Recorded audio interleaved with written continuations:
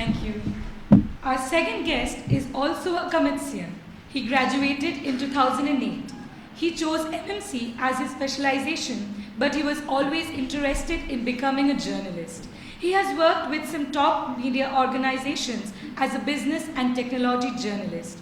On March 1st this year, he joined Business World as associate editor.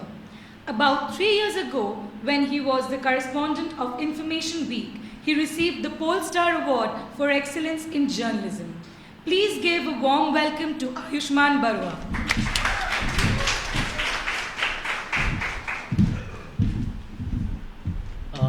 Hi. Well, a very good morning to all of you. I indeed feel nostalgic because exactly 10 years ago, I came to Bangalore with my dad to join Comets. And today, 10 years after, here I am addressing you all. In fact, I would like to take this opportunity to thank my parents who are right here in this room for putting me into Comets 10 years ago and helping me fulfill my dreams. Cheers to them. Right.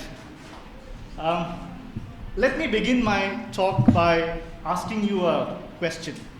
The students, okay? So how many of you are here today expecting Comets to give you a job? Can I have a show of hands, please? All right, I can see a couple of them. Sorry to disappoint you. Comets will not give you a job. And it should not. Because Comets is not a recruiting agency. What I can tell you is, however, at the end of these 2 years, Comets will give you all the ingredients that will enable you to get whatever job you want. Let alone any job, if you have an entrepreneurial spirit, like we have seen in some of our alumni, you will also be able to start on your own and become the CEOs of your own companies.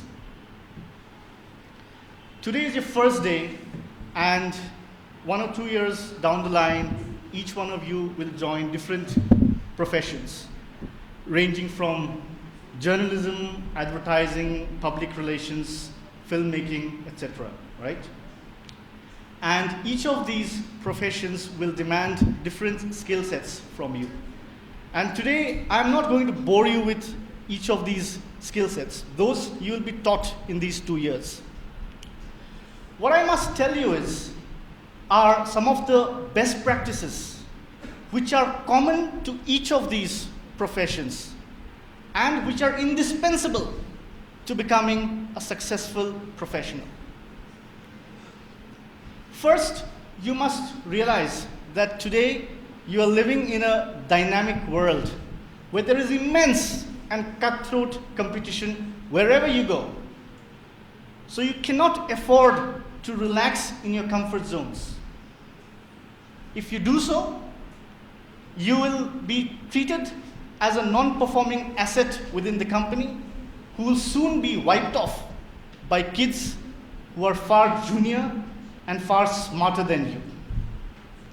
Remember, we are living in an age where the average age of CEOs range anywhere between their teens to their mid-20s and 30s, right? We all know Mark Zuckerberg started Facebook when he was just 19. Closer home, right here in Bangalore, we have Sachin Bansal, who started Flipkart at the age of 24, and Bhavish Agarwal, who started Ola Cabs at 25. So those are the kind of times that we are in. Let me also throw some light on the very meaning of the word professional, because the word professional is often very loosely used.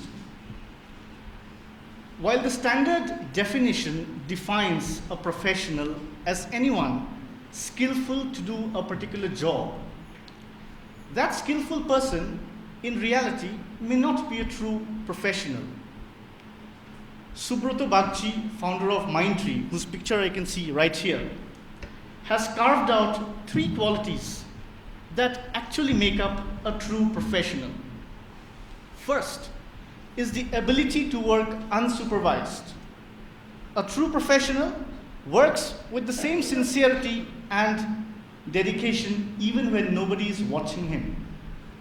Second is the ability to certify completion of a task. A true professional is the best judge to certify completion of a work.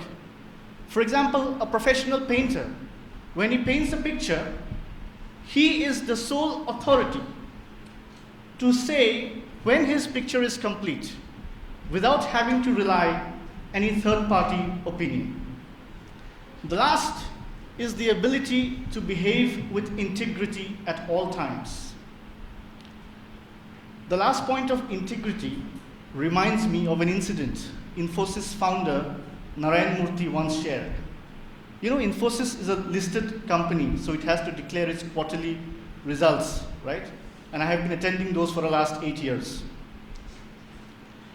So, one quarter, Infosys' results were abysmal. One of the company's top execs walked up to Mr. Murthy and asked, "Mr. Murthy, is there a way we can sort of tweak the press release to make it sound not so bad in front of the media?" To this, Murthy replied, "Project it as it is, without distorting any of the facts." The moral of the story is, you should have the courage and the confidence to showcase your bad side as honestly and as confidently as you showcase your good side. In fact, in Murthy's own words, when you have to disclose a good news, take the staircase. But when you have to disclose the bad news, use the elevator and make no delay. No wonder Infosys today is considered one of the finest and most ethical companies, not just in India, but globally. Next, I would like to touch upon something on the whole idea of work in itself, right? We often crib about our work, no matter what we do. Some people crib about their salary, some people crib about their colleagues, some people crib about their bosses, while some others crib about the whole idea of work in itself. Who wants to work? Let me have fun, those kind of talks. But let me tell you one thing. We are all fortunate to have some work in hand. Every day, a large number of people in this world wake up feeling miserable, sad, and left out because they wake up to a morning with no work in hand. So thank God if you have some work to do and do your assignments with lots of fun. Talking about work reminds me of my work. I have been a journalist for a couple of years now, and people often ask me, what makes me happy about this profession? My answer is simple. I think the biggest reward of the profession is not the fame, not the power, certainly not the money. These are all part of the job. But according to me, the biggest reward of the profession is the opportunity to meet and share ideas with some of the best minds of this world. So I often tell my juniors, when you meet some of these think tanks, don't just stop at filing your report. Learn something from them. Acquire a good quality from each of them. That will differentiate you from the rest. I'm almost through my speech, and I began by asking you a question, and I would also like to end by asking you another question. How many of you students today have woken up early in the morning and gone for a morning walk? Can I have a show of hands, please? Wow, I have about a couple of hands again. Many of you have traveled from outstation feeling tired and exhausted, yet you could go out for a morning walk. You know why? You know why? Because you wanted to do that. My dear friends, success begins with that want. that dream, and that desire. As they say, when you really want something, the whole universe conspires in helping you to achieve that. So dream big, chase your dreams, and enjoy your life. Thank you very much.